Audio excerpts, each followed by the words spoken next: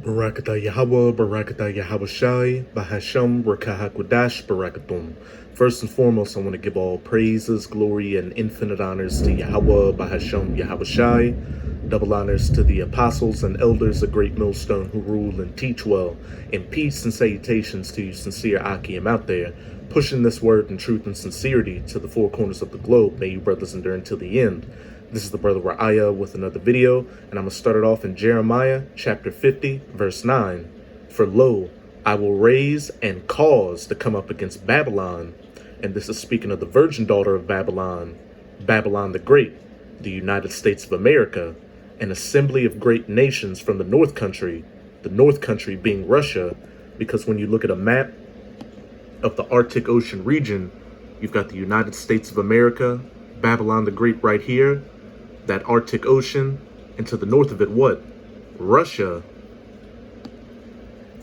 And that assembly of great nations are not just Russia's allies like China, Iran, and North Korea, but also the allies of the United States of America, such as Britain, France, Germany, and these other NATO nations, which, during World War III, at some point, they're going to turn against the United States of America and ally themselves with Russia. And as it says, and they shall set themselves in array against her. From thence she shall be taken. Their arrows shall be as of a mighty expert man. None shall return in vain. And those arrows are speaking of nuclear missiles, because when the prophets saw these visions thousands of years ago, they didn't know what a modern day nuclear missile was. So they described it the best way they could, but what they knew during their times. Ancient weapons of war, like bows and arrows, spears, flying swords, javelins, you name it. And Russia, along with her allies and the allies of the United States of America that are going to turn against her, are going to all together shoot 200 million nuclear missiles onto the United States of America, turning it into the biblical lake of fire from sea to shining sea, and then a desolate, uninhabitable wasteland afterwards. But now I'm going to jump down to verse 41 in Jeremiah chapter 50. Behold, a people shall come from the north country, and a great nation, and many kings shall be raised up from the coasts of the earth, from the ends of the earth, that assembly of great nations, Russia's allies, as well as the United States of America's allies that are going to turn against her.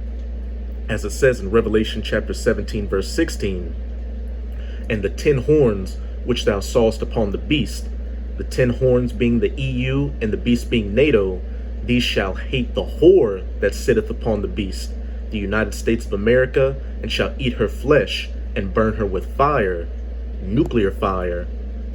They shall hold the bow and the lance, and what a bows shoot, arrows, so this is speaking of the silos and other launch platforms for these nuclear missiles. They are cruel and will not shew mercy.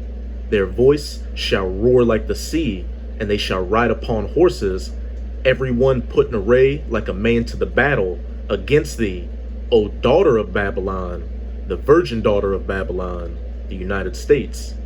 Now I'm going to jump up to verse 40. As the Most High overthrew Sodom and Gomorrah and the neighbor cities thereof, and how did the Most High destroy ancient Sodom and Gomorrah with fire and brimstone from the sky? And he's going to destroy this modern day Sodom and Gomorrah with modern fire and brimstone, those nuclear missiles. And besides being known as Babylon the Great, the virgin daughter of Babylon in the scriptures, the United States of America is also known as spiritual Sodom and Egypt, as pursuant to Revelation 11 verse 8. And it's easy to see how the United States of America is seen as spiritual Sodom. This is the #1 country that pushes the alphabet group beginning with LG heavily. Saith Yahweh, so shall no man abide there, neither shall any son of man dwell therein. Verse 39, therefore the wild beasts of the desert with the wild beasts of the islands shall dwell there, and the owls shall dwell therein, and it shall be no more inhabited forever, neither shall it be dwelt in from generation to generation. When the United States of America is hit with those nuclear missiles, it's going to be turned into the biblical lake of fire from sea to shining sea, and then a desolate, uninhabitable wasteland afterwards, where man, woman, or child will never set foot on ever again. And after a time, only desert creatures will dwell here, and it's going to stand as an eternal memorial as to what a wicked kingdom looks like and how not to rule, and what the punishment and judgment is for afflicting the apple of the Most High's eye, the children of Israel, who are the so-called Negroes, Latinos, and Native Americans. And I opened up the video with these verses to preface a clip from Wyon's YouTube channel titled Russia, China Ties Raise Eyebrows, West Wary of Russia and China's Plans for the Arctic. And for the last couple of years, Russia has been building up its military assets in that Arctic Ocean region. And hey, the reason for that is because they're going to use their assets in there to shoot nuclear missiles onto the United States of America, because it's a well-known fact that Russia shooting nuclear missiles from the north across the Arctic Ocean region, as well as shooting missiles from its assets in the Arctic Ocean region to hit the United States of America, is the shortest trajectory time for those missiles to reach the US. But before I start this clip, this is a fair use copyright disclaimer. I do not own any of the footage in this video, nor do I stand to gain from it monetarily. It is simply for educational purposes. When two of your longtime foes decide to join hands, it can only mean that the future is awaiting more trouble. The United States found itself in a pickle last week when Russia and China called for closer ties, and since it has been trying to cover all its bases like the Arctic, the region is a peaceful and stable area that is seen as strategically important to the nations in its proximity. They are the United States, Canada, Denmark, Finland, Iceland, Norway, Sweden, and Russia. 5 of these nations are already members of the NATO alliance. Finland and Sweden are close to sealing their spot in the military bloc. That leaves out only Russia, which has emerged as a threat. Hence, the United States is set to announce an ambassador to the region. The country thinks this way: it will be able to monitor the developments closely.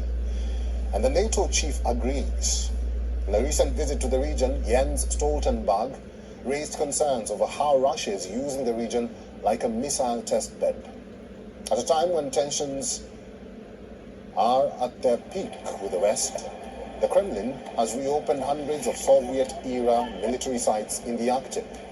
And this is worrying for the United States, because the shortest path to North America for Russian missiles will be over the North Pole. Let's listen to that again. Because the shortest path to North America for Russian missiles will be over the North Pole. Point blank, period. Biblical prophecy is taking place right before our very eyes. Hey, to you sincere Akim and Akwat out there, we can see how close we are to World War III, the destruction of the United States of America, and Yahushai's second coming to save his elect.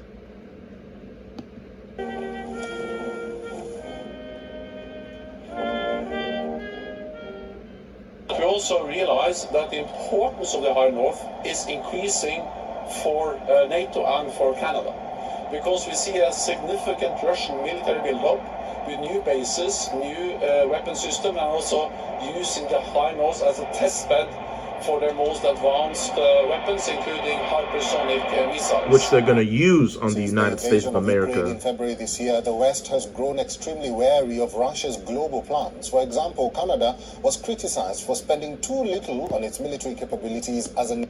That's it with this clip. You get the point. But now I'm going to go to Revelation chapter 9, verse 12. One woe or destruction is past, referring to World War I. And behold, there come 2 woes more hereafter, World War II, which is past, and World War III, which is quickly coming, and will go nuclear. And the 2 main combatants are going to be the United States of America, Babylon the Great, and Russia, that North country. Now I'm going to close it out in 2 Peter's chapter 3. I'm going to start at verse 10. But the day of the Lord will come as a thief in the night, in the which the heavens shall pass away with a great noise, and the elements shall melt with fervent heat. The earth also and the works that are therein shall be burned up. And what's going to melt the elements with fervent heat and burn up the works in the earth, those nuclear missiles, and those heavens passing away, is the end of this age of the rulership of the heathen nations, chiefly of the biblical Edomites, or these so-called white people, because in the scriptures, heaven and hell can refer to a condition. When you're in your heavens, you're in rulership and at peace. And when you're in your hell, you're in captivity, going through torments, which is where the children of Israel are right now. But when these nuclear missiles start flying, that's going to be a role reversal. The kingdom of heaven is going to be established afterwards, where the Israelites are going to be in their heavens, in rulership, and you heathen nations are going to be in your hell, in slavery, for the first 1,000 years of the kingdom of heaven. But after that first 1,000 years, the other heathen nations will be allowed to go back to their lands and live in peace, though they'll still be under the subjection of the laws, statutes, and commandments of Yahweh Bahashem Yahweh Shai, and if they get out of line, they'll be punished. But as for you Edomites, every single Edomite man, woman, and child, young and old, will be gathered up after that first 1,000 years and permanently culled from this planet by fire. Seeing then that all these things shall be dissolved, what manner of persons ought ye to be in all holy conversation and godliness? We should have all 10 toes down in this truth, pushing this word as hard as we possibly can to make our calling and election sure and be saved from these nuclear missiles once they start flying, by getting beamed up onto the chariots, which people ignorantly refer to as so-called UFOs. And also, as it says in verse 12, looking for and hastening unto the coming of the day of the Most High. We should be hastening for these times and hoping they happen as soon as possible, because this destruction by nuclear missiles means our salvation, wherein the heavens being on fire shall be dissolved, and the elements shall melt with fervent heat, again from those nuclear missiles. So that's it with this video. And with this video, I hope your sincere Akim and Akwath were edified. Just keep strong. We're almost out of this final wicked captivity of the heathen nations, chiefly of the Edomites. And as always, I'm going to say Abad Babal, Kwam Yasharala, and until next time, Shalom.